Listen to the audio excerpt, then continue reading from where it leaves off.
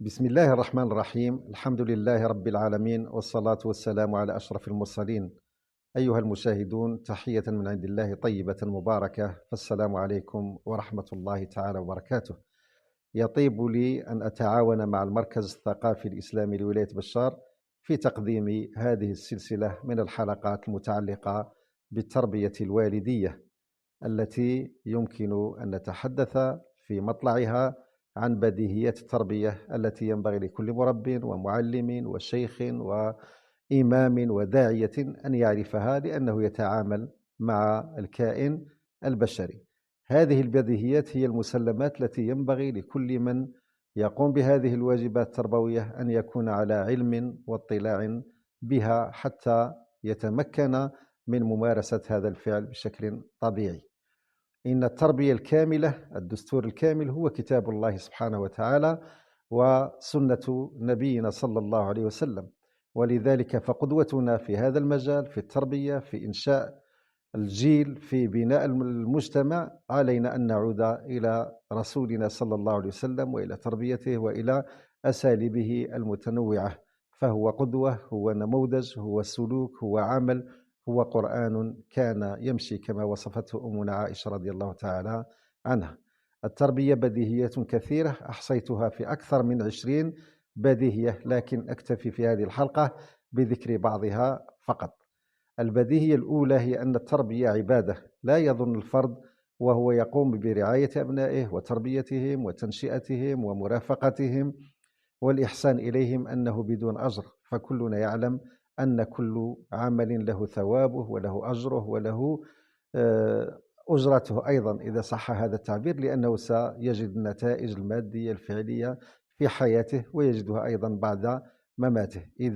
إذا كانت هذه التربية عبادة، علينا أن نبدأ بالنية، علينا أن نخلص، علينا أن نجتهد، علينا أن نستحضر معية الله سبحانه وتعالى، علينا أن نراقب الله تعالى في أبنائنا، علينا أن نحسن الاختيار الأزواج، علينا أن نحسن الأماكن التي ينبغي أن نضع فيها أبنائنا، في رياض الأطفال، في المدارس، مع رفقائهم إلى غير ذلك. هذه البديهية الأولى. البديهية الثانية أن التربية عملية شاقة، عملية متعبة، عملية مضنية، ولذلك يقول عبد الكريم بكار في أحد كتبه أن التربية بمثابة معركة، بمثابة حرب، على الجندي الذي يتقدم للقتال فيها أن يكون مزودا بالأسلحة، وإلا إذا استنفذها بطبيعة الحال سيفشل وسيهزم.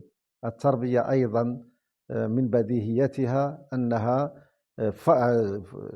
جهد فردي على الآباء أن يتحملوا المسؤولية الكاملة، ولا يعلقوا مسؤوليات تربية أبنائهم على الغير، على المدرسة والشارع ووسائل الإعلام إلى غير ذلك، وإنما هم المسؤولون الأوائل عن هذه التربية. يقول ربنا سبحانه وتعالى: يا أيها الذين آمنوا قوا أنفسكم وأهليكم نارا وقودها الناس والحجارة.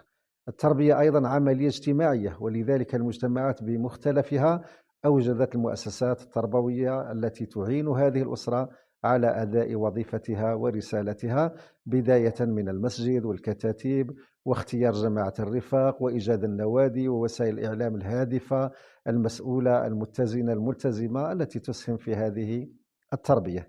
التربية أيضا عملية مستمرة، وهذه البديهية الرابعة، أي أنه لا نكتفي بالعناية بأبنائنا وهم صغار ثم نتركهم، وإنما علينا أن نرافق مختلف مراحل أعمارهم ونموهم في التوجيه، فكل مرحلة تختلف عن المرحلة السابقة والمرحلة التالية، وبالتالي لكل مرحلة متطلباتها، علينا أن نفهمها ونعيها ونحقق شروط نموها الطبيعي السليم الملتزم والمتزن.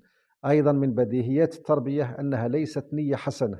الكثير من الآباء والأمهات يظنون أنه بمجرد أن ينوي أن يكون أبناؤه صالحون إلى غير ذلك سيتم الأمر من تلقاء ذاته، وإنما عليهم أن يعملوا وأن يجتهدوا. إن النية التي لا تقترن بجهد ولا تقترن بعمل ولا تقترن بمتابعة ومرافقة هي مجرد شيء لا معنى ولا قيمة له. أيضا من خصائص التربية أو من بديهياتها أن التربية ليست وصفة عامة، فما يصلح لتربية هذا الطفل ذكرا كان أو أنثى لا يصلح للجميع، لا يصلح في جميع الأماكن ولا في جميع الأزمنة ولا لدى الجميع الأسر، بل حتى الأسرة الواحدة يختلف تربية الطفل من طفل إلى آخر. أيضا التربية عملية معقدة لأنها تتجه نحو بناء الكائن البشري، والنفس البشرية كما تعلمون هناك لها دوافع ونوازع وحاجات وقدرات واستعدادات إلى غير ذلك، علينا أن نفهمها ونعيها ونعرفها.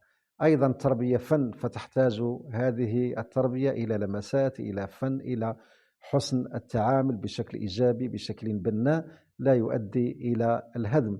أيضا التربية ينبغي أن تكون إيجابية، حيث ترشد السلوك وتوجهه وتصلحه إذا كانت هناك بعض القضايا التي لا يرضى عنها الفرد أو المجتمع، وإنما علينا أن نتدخل للإرشاد والتوجيه وليس للهدم بالسب والضرب والصراخ والمقارنة ومختلف الوسائل والأساليب السيئة.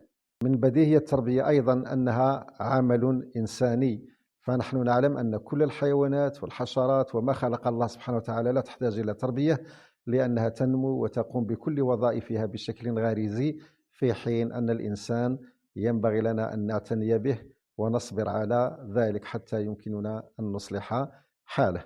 هذا، وفي الحلقة المقبلة إن شاء الله سنتحدث عن بعض أساليب الهدم وعن بعض استراتيجيات البناء. والسلام عليكم ورحمة الله تعالى وبركاته.